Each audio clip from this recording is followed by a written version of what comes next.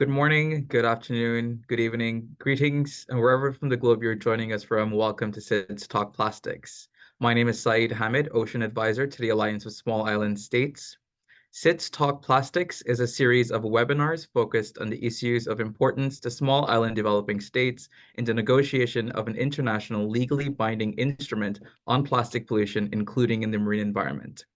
The eighth episode of SIDS Talk Plastics, will be focused on scientific bodies under multilateral environmental agreements. In the approach to INC4, which will be held in April, we know that AOSIS has remained consistent in its proposal for scientific, technical, and economic panels under the new instrument. We hope that the steps, as we like to call it, will focus on conducting assessments and making recommendations to the COP on issues of concern as may be necessary. To this end, we have convened this panel to discuss existing scientific bodies under multilateral environmental agreements so that we can learn from past experiences and also gather views on expectations for a similar body under the future instrument. Without any further ado, then, please allow me to introduce our first speaker. Let me just move over to the next slide. Thank you. Professor Maria Ivanova, Professor of Public Policy and Director of the School of Public Policy and Urban Affairs at the Northeastern University, who will be discussing where science and policy meet, what are scientific advisory bodies, and their role and function in advancing environmental objectives. Thank you, Professor. Please go ahead. Thank you very much, Saeed. Really appreciate this opportunity. Greetings to everybody. I would love to start and show you some pictures on in terms of how I think about these issues. And now I have screen share opportunities, and here we go. Excellent. So today we'll talk about scientific advice for the treaty to end plastic pollution. And I will share with you some of my thoughts, some of my work, and some ideas about how to create a scientific advice body in this new plastic agreement. The most important thing, though, is to really see where we are. So today I won't focus that much on the science. I'll focus more on the heart. How do we connect our hearts and our minds? How do we actually make people see and do something? We all see the plastic pollution. We have seen it, we see it on the oceans in what I would like to say is the big ocean states. You are part of the big ocean states, not the small island states. You are the big ocean states, the boss states. And I'll tell you about an initiative we started as I wrap up. But we have seen the problem. We see it on our beaches. We see it through our art. This is from UNEA in 2022, that turn off the tap sculpture that really stopped everyone in their tracks and seeing the plastic pollution problem. What we need to do actively is indeed to move from pollution to solutions. And for that, I'd like to talk today a little bit about the science policy society interface. How do we see the problems, but how do we see a vision for a different world through art, through imagination?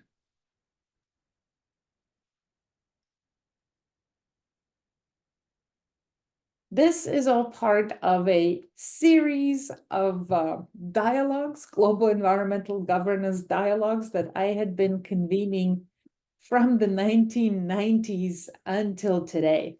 And I'm delighted to share with you some of these ideas come from this last dialogue that we had just a couple of weeks ago in February of this month in Bellagio at the Rockefeller Center there, where we had Ambassador Keisha Maguire of Grenada, where we had Ambassador Webson of Antigua and Barbuda, and government officials from Fiji to talk about these issues. But this is a series of dialogues that started in the 1990s. But here's the picture of Bellagio, where we had a dialogue exactly 24 years ago in 2024. And as you can see, we have different spirit now. We know that there are problems, but we were also able with this group to see the solutions and mobilize. So the science policy interface has been something that has defined my work, but it has also defined the work of so many scholars, but also of the United Nations. And I just wanted to flag here a few key reports and share with you the Knowledge and Diplomacy book that the late Professor Calestus Juma of Kenya co-authored, that has so much of the rationale of how the UN engages with scientific bodies, why it should do so better, and ideas. It was published in 2002. It's available free online. I'd really encourage you to look at it and think about scientific advice in the United Nations system and apply the lessons from then to today. I have been part personally in these multiple UN initiatives that connect science or academia and policy, or the world where decisions are being made. I had the honor to serve on the scientific advisory board of Secretary General Ban Ki-moon, and we produced this report, The Future of Scientific Advice to the United Nations, in 2016. Since then, I've worked very closely with the International Science Council and been part of these various reports on reimagining science. The latest one that was produced by the Commission on Science Missions for Sustainability is Flipping the Science Model, a roadmap to science missions for sustainability. And today, this is what I'd like to say. We have to flip the science model. It has usually been that science produces research. I sit in academia, this is what we do, and is expected to go to policymakers and give them advice. What I argue needs to happen, what we have argued as various collectives with the United Nations, is to flip that model and actually ask policymakers, what are the questions that you're asking? What kind of advice, but what kind of research do you need? What kind of information? What kind of knowledge? And this co-creation of science and policy is absolutely critical to making the right decisions. So when we talk about the Plastics Treaty, why is a science advisory body needed? It is needed exactly for the reason of co-creating knowledge and designing not only the right policies, but also the policies that will be sustainable over time. The complexity of the plastic pollution problem is critical. It is vast. The issue involves so many environmental, economic, and social dimensions, so that we have to have understanding the sciences of all of those elements. We have to have evidence to create the right policy decisions. But also innovation and technology are absolutely critical. So the science of business needs to be engaged in devising the scientific advice to the Plastics Treaty. And critically, we have to coordinate, we have to work together, we have to harmonize at the international level, given the transboundary nature of plastic pollution. So the key elements, based on the study of various science advisory bodies throughout the multilateral environmental agreements, which I have studied as an academic, and they have been created, these science advisory bodies have been created since the very beginning of creating multilateral environmental agreements.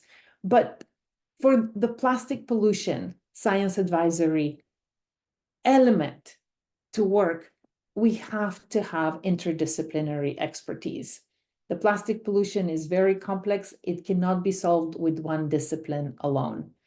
We have to have multiple interests, multiple stakeholders represented not only scientists, but communities, industry, non-governmental organizations, businesses, policymakers. And it has to operate in a transparent way. We have learned more and more of how to do policy in a more transparent way. These dialogues that you are convening are an example of that kind of engagement and transparency. And then critically, any science advice has to be adaptable. It has to be the floor rather than the ceiling. A science advisory body has to be able to produce new evidence and then new recommendations for increased ambition and improved implementation. So I would suggest there are 5 steps to creating such a body. It has to be an integral part of the negotiations for this agreement. It cannot be postponed till later. Let's have an agreement and then decide on a science body. We have to have the science body as part of the negotiations.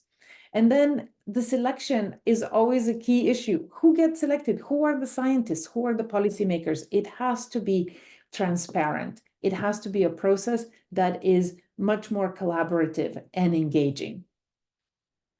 The form follow function principle is absolutely critical in creating any new institution. I have studied this as part of my scholarship of studying the UN Environment Program, which was envisioned in the 1970s and created with that motto in mind: form follows function. So given the functions of collaboration, of increased partnership of such an advisory body, the structure must also enable effective operation, including these regular meetings, working groups on specific issues, and mechanisms for engaging external stakeholders, and critically, the public. And we'll talk about the public a little bit more in a second. And I just missed. Funding and support, as we know, are absolutely critical, but funding is not the main issue. The capacity often is. And funding comes when an idea is good, when it's solid, and when it has promise to work. However, without funding, it is impossible to make things work. And the Montreal Protocol is perhaps the most vivid example of how effective vision, effective institutional mechanisms, and the funding mechanisms have worked together.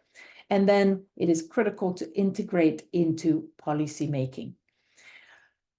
Ultimately, what I would like to argue for is that we need to go beyond the science policy interface. We have to have a science policy society interface. I'd like to go beyond the science mechanism here and suggest that we create a global art and academia alliance against plastic pollution, because we see how critical art is. Art has enabled us to see the problem, as we see with the spigot at UNEA, but art is also enabling us to see a vision, as you see with this river, the Congo and the Nile, of Innocent Nkurunziza, the artist from Rwanda. And I will finish with this notion that we need to connect individuals, ideas, and institutions. This is what we just recently did in Bellagio, connecting small states, not only small island states, small states.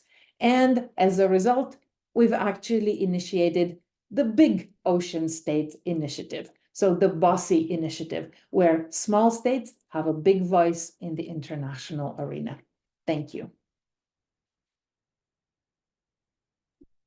Thank you, Professor Ivanova. I think you've highlighted some very critical points there, especially like the flipping of the model as from the status quo to what is actually needed to help solve environmental challenges.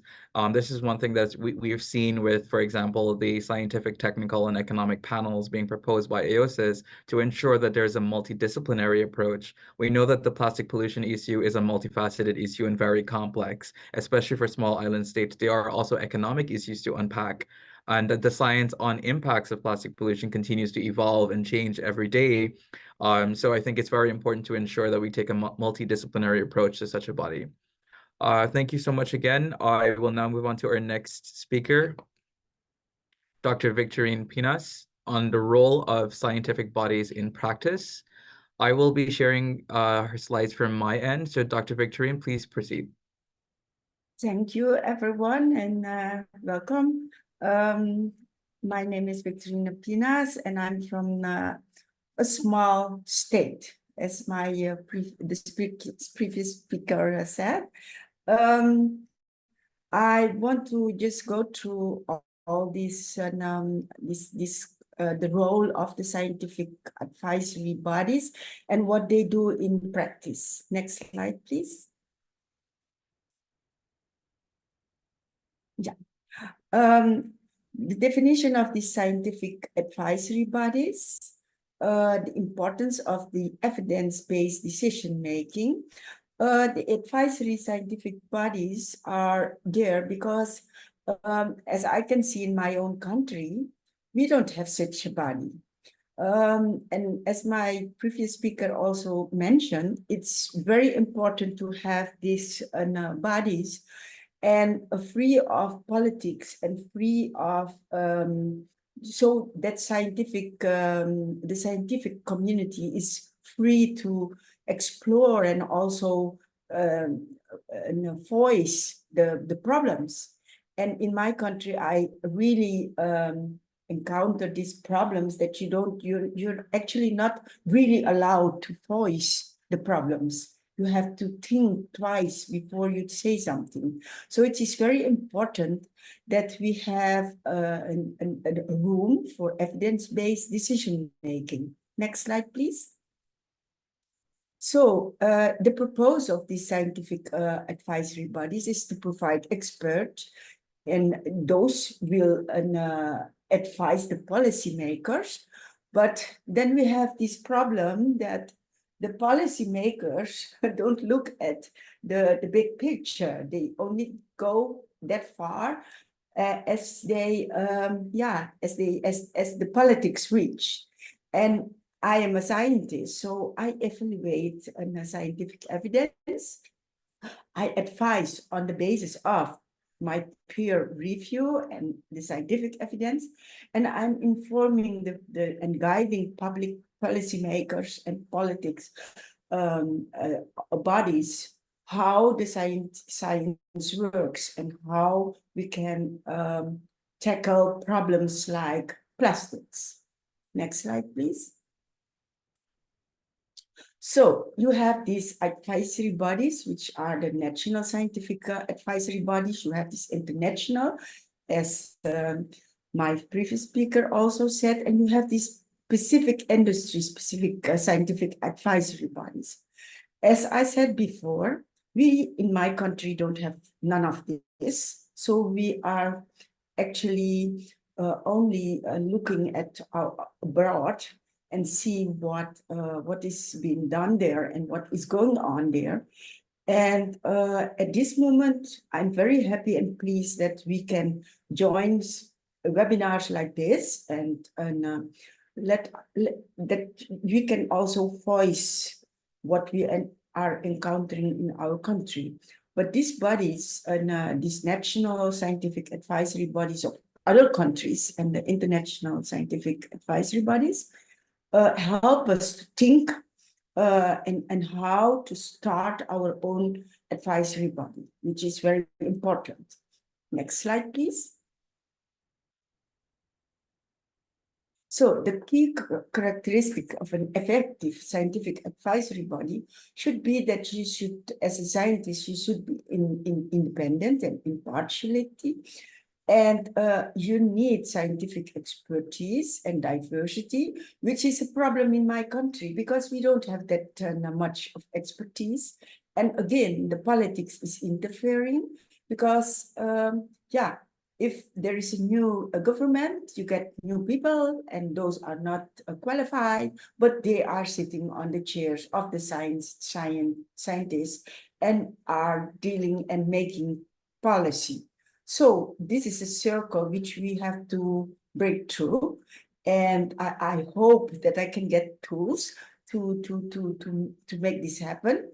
And of course, we need transparency and in this decision-making process. especially in a country where there is a lot of corruption. Next slide, please. So we have these case studies where we can, I actually look upon, which are the IPCC, is the Intergovernmental Panel on Climate Change. It provides comprehensive assessment on scientific information. And as we can see, in my country, which is a country with 93% of real natural forest, one of the 3 most forested countries in the world, I look upon the IPCC because its role and the impact is very, very crucial for us, and also very crucial to make decisions. And since we don't have an advisory body, we are looking upon this bodies, and we are copying from them. And I am trying as a scientist to see and look how they work, and just imply that also in my daily work and advice when asked. Next slide, please. And the next case study is NAS, the National Academy of Science, which is in the United States, which also provide various scientific and technical issues. And we also look upon those that institute. Next slide, please. And the next one is known by everyone, I think, is the WHO, which is the scientific advisory group in pathogens and the origin of those, and its role, which help us, especially with COVID, etc. But we don't have anything like an advisory committee on plastic. So, next slide, please.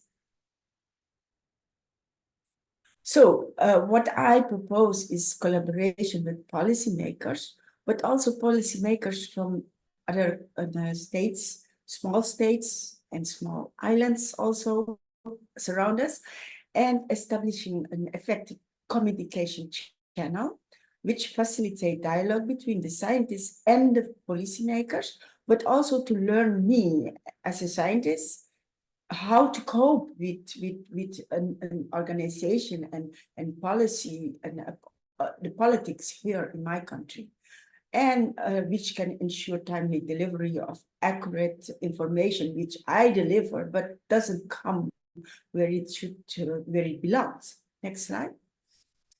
Next slide, please. The challenges, and I already named them, is the political pressure and the biases, the balancing between the conflicting interests between politics and science, and the public skepticism and misinformation, which you get when politics is on the one hand and the scientist is on the other hand, and standing there alone as a scientist and not getting any input or help from the politics. Next slide, please. So overcoming these challenges would be strengthening independence throughout legalization, promoting transparency in decision-making, and build public trust to effective strategy in communication. Next slide, please.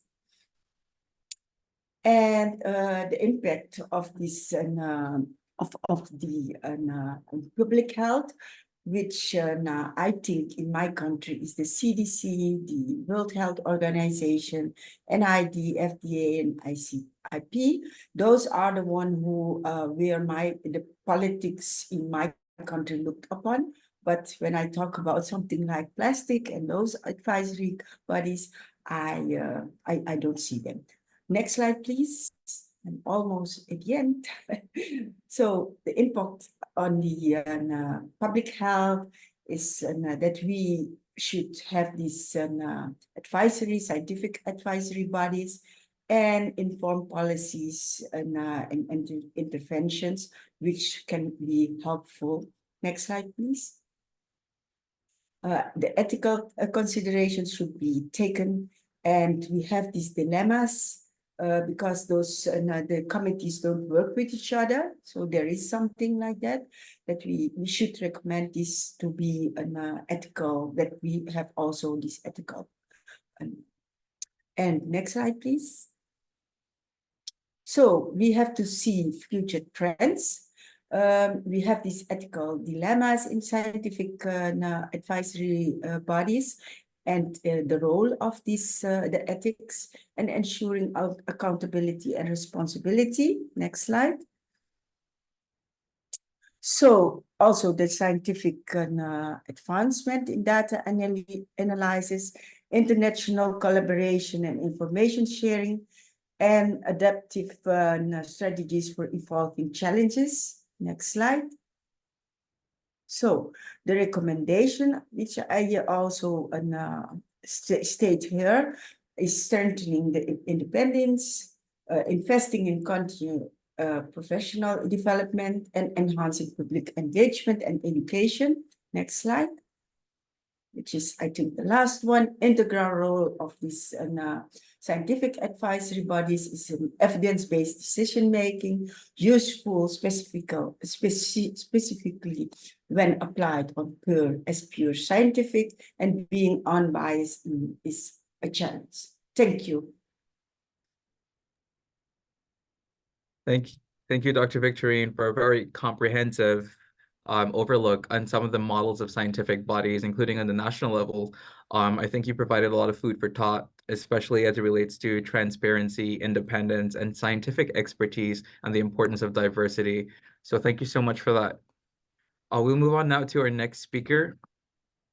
I'm pleased to report that Ambassador Dr. Spencer Thomas, who has taken the time to join us today, will be speaking next. And we'll be discussing the Convention on Biodiversity, subsidiary body, and scientific, technical, and technological advice. Thank you again, Ambassador, for taking the time to do this. Thank you very much, and thank you. Oh. Yeah, thank you very much, and thank you for your invitation to speak on this very important topic on the Convention on Biodiversity, the SUBSTA. I just want to make, in a few minutes allocated, I just want to make a couple points. One, that the SUBSTA is actually was established as a permanent body in the convention with a very specific article in the convention, which is quite useful.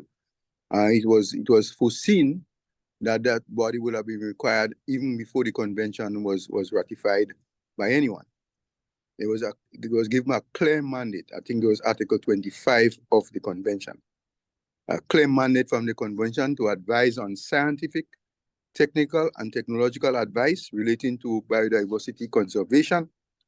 And again, as I said, it's a permanent body. And it is the only permanent body, so as a subsidiary body, that was established in the convention text itself. By decisions made by the parties, other subsidiary bodies were established. For instance, right now you have the SBI, subsidiary body for implementation, which grew out of a working group on implementation. And of course, you have the working group on Article 8G, and these were all ad hoc, now become permanent, but created by decision. So this is very clear that the SUBSTA was in the early days was really felt was required to move the process forward. So the SUBSTA basically reviews scientific information. Identification of emerging issues is also a key function of the SUBSTA.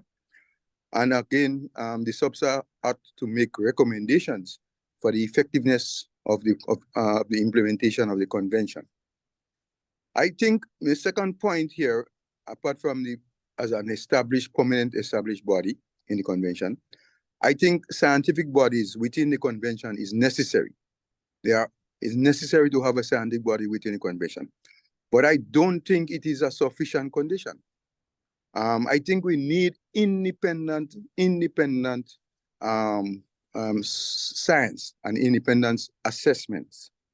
I mean, even while we have the UNFCCC, for instance, they do have a substa, a subsidiary body of the convention, but they rely very heavily on science coming out from the IPCC and other sources. And the assessment, actually, the independent assessment really comes from the work of the IPCC and other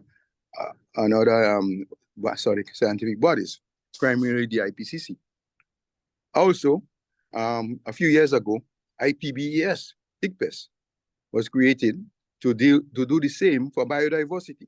So it's very critical. We usually have the GBO, the Global Biodiversity Outlook, and so on. UNEP, of course, do the gap reports and so on.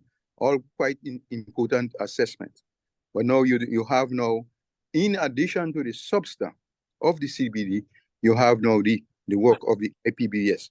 So the scientific body, while quite important and very necessary, is certainly not sufficient, because you really need the independent assessments to really guide the substance decisions. And we found that out also, that the substance over the years have kind of graduated into what you coin with political influence and marring the science a little bit in a way that people felt that you basically have a mini cup, like the substance became a mini cup. And looking at basically the summary for policymakers and then infusing a lot of issues in there, which maybe not taking the science in its full scope.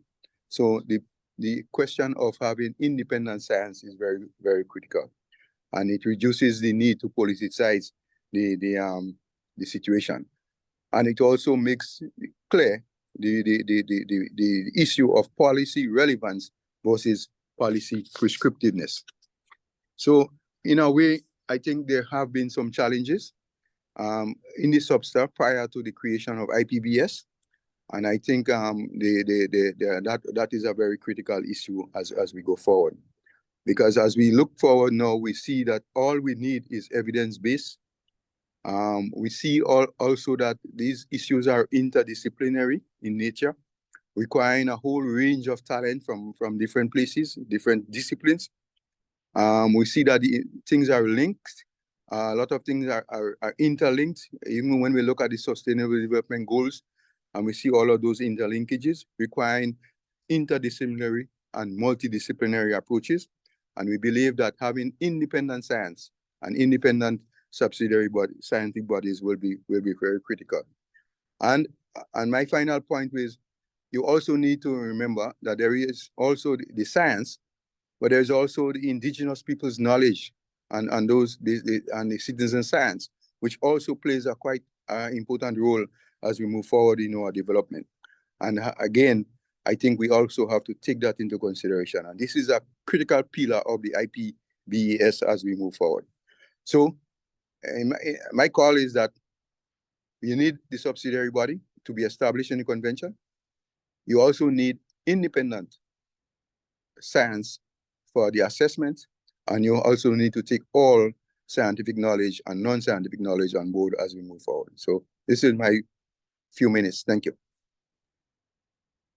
Thank you, Ambassador. I have to say, you've really given us a lot of food for thought there, especially on we see independence as a running theme throughout the discussion so far, but more than just scientific knowledge, but also non-scientific knowledge and including indigenous peoples.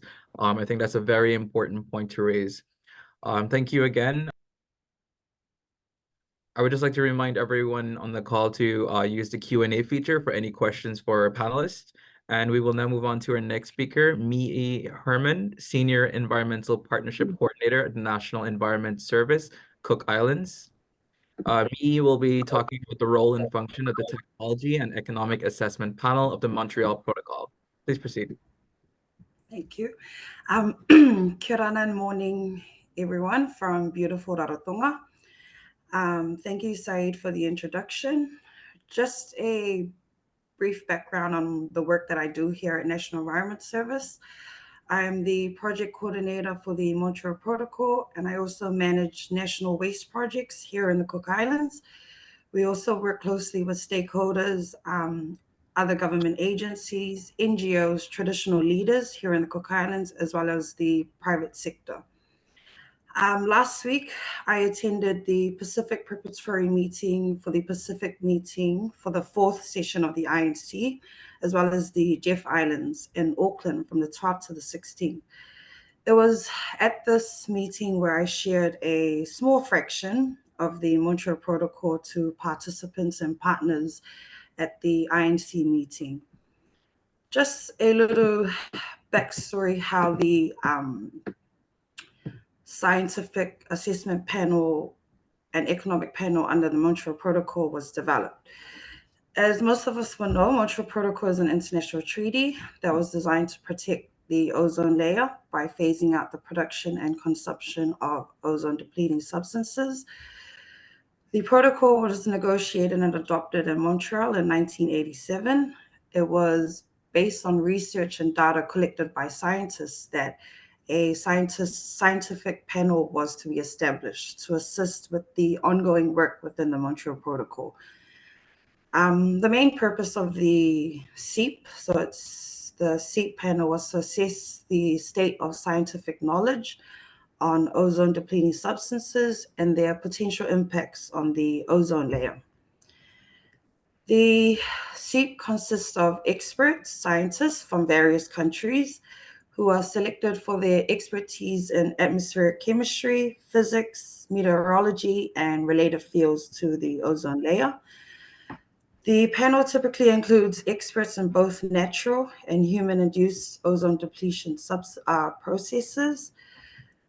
The main function of the panel is not only to be advisors to the parties of the Montreal Protocol, but also to review and synthesize the latest scientific research and data collected that's related to ozone depletion.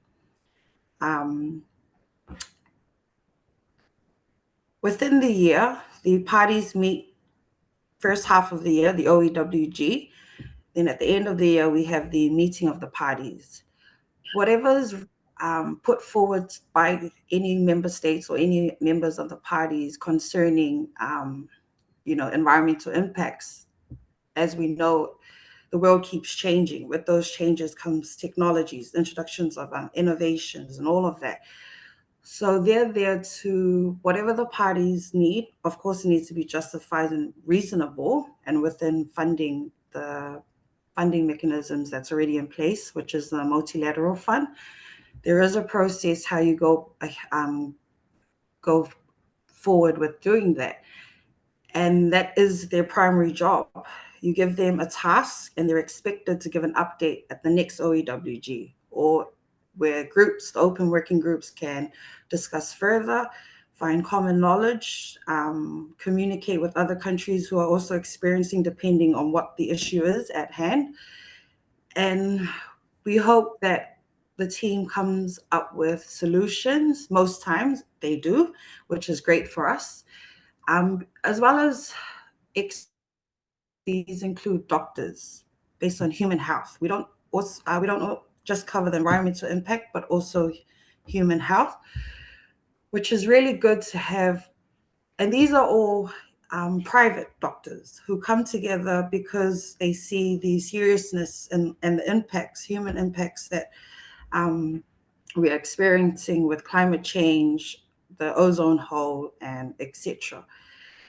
So the Scientific Assessment Panel plays a crucial role in guiding international efforts to protect the ozone layer, and it works to contribute to the success of the Montreal Protocol in achieving its goals. Further from that, one of the discussions, breakout groups that we had in Auckland last week, each country were put into groups to identify where our national position was in regards to INC 4. And for the Cook Islands, we are part of the HEC group. The Cook Islands, our director, Palator, also attended the HEC that was on the same time as our Pacific meeting last week. We will be having a meeting for those of us who attended these plastics to collate our information to ensure that we are prepared for INC 4 in Ottawa. For the Cook Islands, we are high ambitious. We did share with groups in Auckland that there is a need to develop a science and economic panel is to provide technical information related to alternative technology that has been investigated and employed to make it possible to eliminate use of chemicals, primary plastic, secondary plastic, and plastic products. We also pushed for the development of a technology and economic assessment panel, which also exists under the Montreal Protocol. We're not trying to reinvent the wheel. We're trying to get the strength of each MEA that's already existing and take that to make this INC treaty eventually, when we get to that stage, bulletproof. And I was quite shocked that at the Pacific meeting last week that that they weren't referencing the Montreal Protocol. It's more so the BRS, UNFCCC, CBD, which are all great conventions, but it was good for me to chime in. I feel that was my purpose for my director sending me there, is to introduce the Montreal Protocol, because for the Cook Islands, we are looking at the treaty, when it does come out, plastics to look similar to the Montreal Protocol in regards to the governing bodies. Also, under the Montreal Protocol, there's a need, for the plastics, there is a need to develop a environment effects assessment panel where they can assess the various effects of plastic pollution on the environment. Also, in saying with the science panel, it's also good to get doctors, again, for the human health. Experts in plastic, which we're fortunate to have these experts with us in Auckland, Science Coalition, NGOs, where we were able to network with them to get more knowledge on plastics. As we know, it is a relatively new treaty that's being formed. And it's more so to assess the status of the impact of plastic pollution, production, manufacturing, and consumption. Another thing that I wanted to share was I attended the OEW2 science policy panel to contribute further to the sound management of chemicals and waste and to prevent pollution. That was held in Nairobi, December 2023. We had members from each secretariat, MEA. We're fortunate to have the Montreal Protocol, CBD secretariat present to share the knowledge, share that, the success of each of these MEAs to the parties that were in attendance to this meeting. And it was a great point that was raised by the secretariat of the SPP, acknowledging a collaborative spirit. And the meeting was a step towards fulfilling United Nations Environment Assembly's promise to come up with the proposals to establish a panel for scientists to help all levels of policymakers base their decisions on the best available knowledge. Stakeholders at this meeting included major groups, women group, children and youth group, Indigenous groups, Indigenous knowledge. And it's great to hear that this has been the talk. Farmers, advisors from World Health Organization, looking forward to urge everyone to engage with a respectful spirit, listening to each other's needs and being true to the OEWG mandate in order to achieve a meaningful panel. And it was the first time I attended a meeting where these groups were not only observers, but they had a voice at this platform, this global international platform. At the Montreal Protocol, that was the major difference that I saw at this OEWG, is where they actually voice their concerns, their issues, and they have a place at the table, which is very important because the decisions that we make as a governing body and we represent our nations affects these people, the grassroots groups, especially here in the Cook Islands as a Pacific island. Our traditional knowledge is in Rarotonga, so I live on the main island, and we've been westernized a bit more than our outer islands, which is 12. We have 15 islands altogether, 12 are uninhabited. So coming back from this meeting in Nairobi, I was encouraging our director that we need to we know what we want for government. We made our voice there as a region. we need to listen to our experts in the traditional knowledge. We need to bring it back because that's where we started from as Pacific Islanders.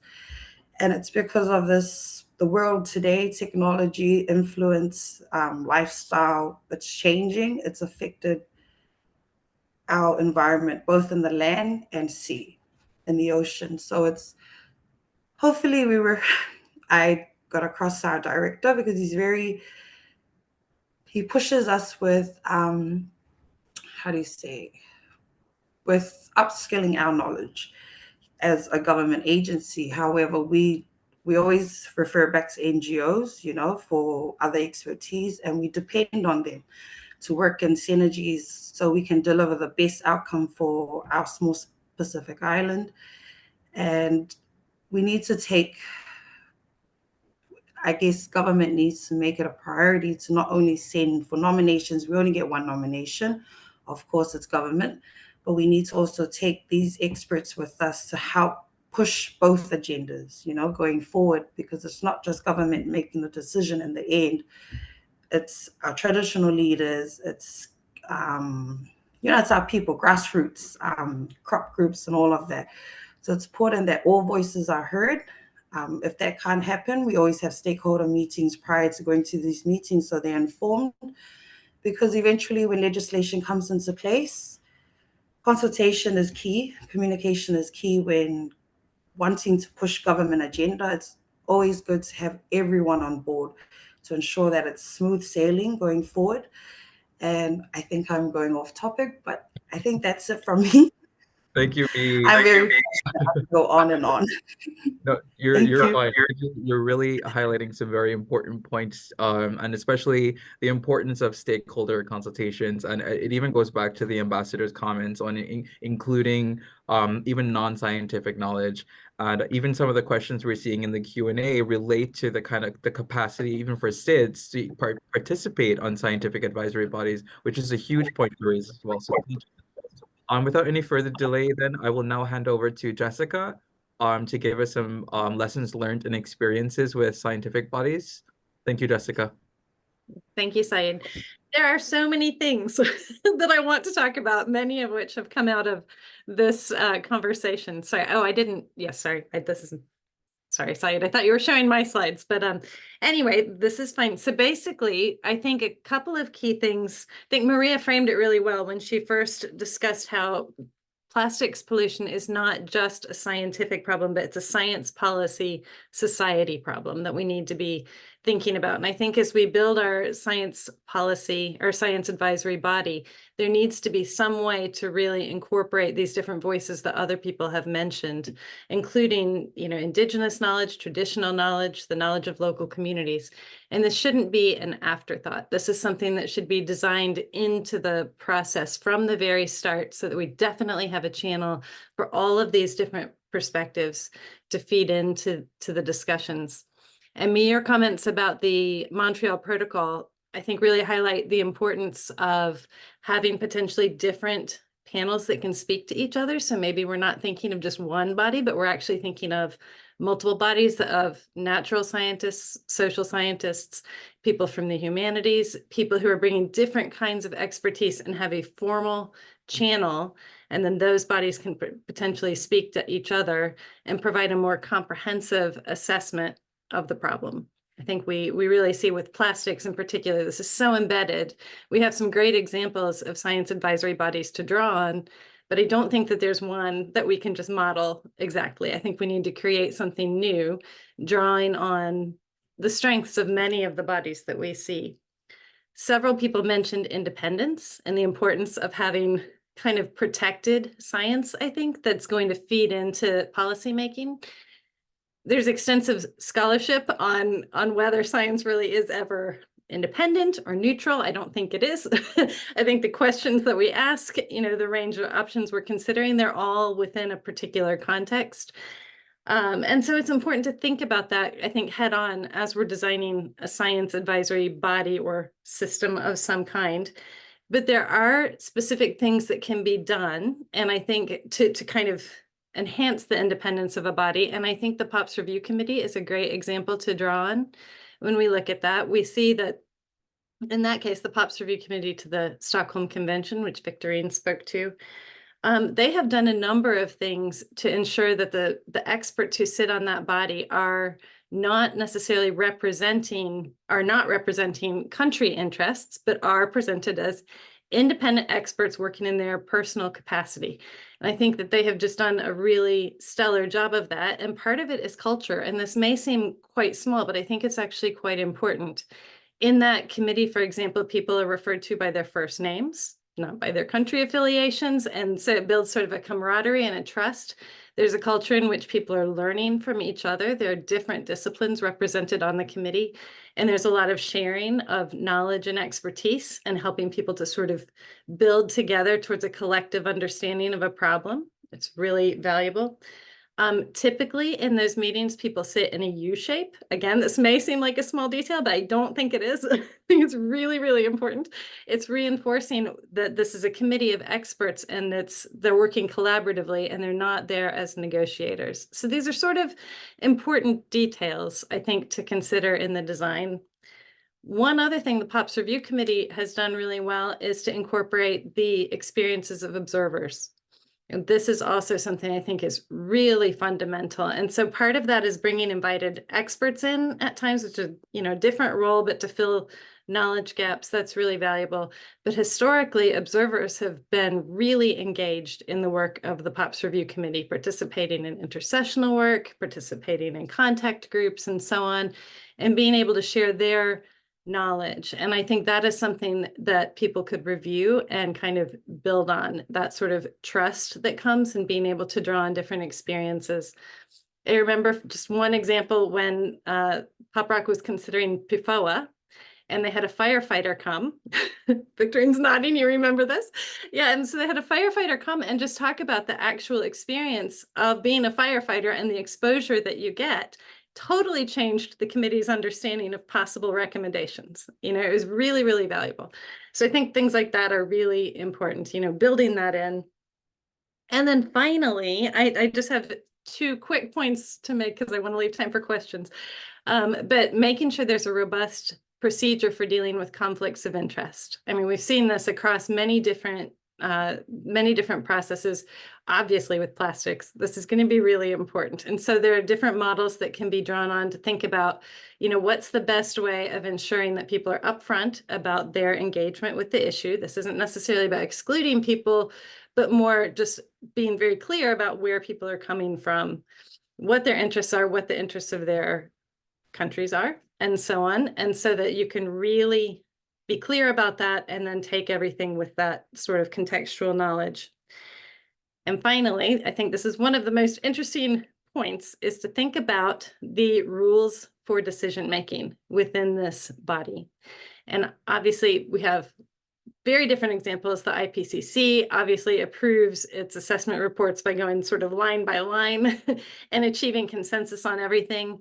In the POPs Review Committee, you actually do have a rule that allows for voting. And I think voting may seem very strange in the context of a scientific committee. However, I would argue it is very much worth thinking about building in these rules, because a voting procedure can also protect a scientific consensus from vested interests of maybe 1 or 2. And so that's a really important thing to think about. Obviously, it's a little bit controversial, but I don't think that we should necessarily jump to the conclusion that because a scientific body is independent and if the science is clear, you will always have consensus. That's not always the case. And I think we can look across a variety of MEAs and see many cases in which the economic interests or social interests, all these other concerns are also feeding in to the phase which we might consider to be strictly natural science. And I think that's rarely the case. So it's important to kind of address this eyes wide open and really think about how do we collectively create an institution with rules and, design in different perspectives, design in formal channels for contributions from people who aren't natural scientists or social scientists and so on, but people with different kinds of knowledge to come in and share. And then how do you have decision-making rules that facilitate kind of the science being collected and being able to recommend that to the conference of the parties for decision-making. So I will leave it there. Thank you, Jessica. I have to say you've kind of already tackled a lot of the questions in the Q&A as well with your presentation. I think it was very, very comprehensive, especially on using the examples as it relates to independence and decision making. I think it was very important and critical. Recognizing the time that we have remaining, would then leave with one question for each of our panelists, because I see that many of the questions that have been submitted were answered already in the chat. But the question I would ask then is, how would you envision the design, composition, and functionality of such a body under the plastic pollution instrument? I think, Jessica, you touched on something really important in that we can't have a one-size-fits-all model. We can't take one model from one context and fit it into plastics. So what would be the ideal vision for such a body in the plastic pollution context? And I just want to stress as well a question from the Q&A on representation. How do we ensure representation on these bodies? So if you can weave that into your answers, hopefully everyone can keep it under 1 minute each, but I know that may be a task, but I will hand it over first to Ambassador Dr. Spencer Thomas to perhaps lead the charge on this discussion. Thank you very much, and thank you for this last presentation, because I really believe that you have touched on all of the key issues for the scientific bodies, including the issue of conflict of interest that you mentioned. But I want to weigh in on the issue of voting, as you rightly say, but highly controversial. But I think the time is right that we really give this thing a full consideration, because having the ability to vote could be a very useful thing for scientific bodies. And I think we need to do a further examination of this thing. And secondly, I think we have to now recognize that science is not only natural science, it's all science. So we have to be inclusive in the debate, and hence why I suspect that voting could be a good element to add to the debate. Thank you. Thank you, Ambassador. I'll now hand over to Professor Maria.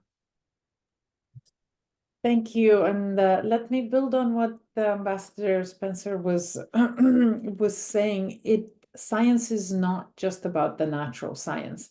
So I would suggest that we not have a science advisory body, but we have a knowledge advisory body. That plastics is so pervasive, but it's the knowledge that we need, but it's also what will change behavior. And so I would actually really like to think of, can we create a new type of advisory body that is a knowledge and behavior advisory body? And how do we think about that in the context of a problem that is as much environmental as it is human health focused? Thank you, Professor. And now I'll hand over to Dr. Victorine.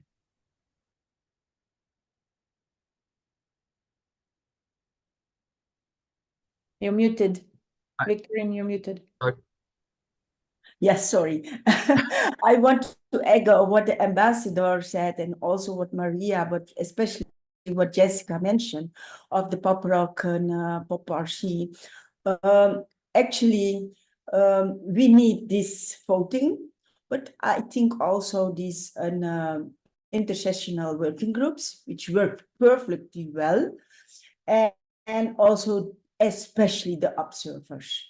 As Jessica also mentioned, the day of these firefighters, it was really great, because really everyone, I was there and I talked to them, and it was really great. So I think it's very, very much, I echo what my colleague said, and I agree. And I think we will make a compromise to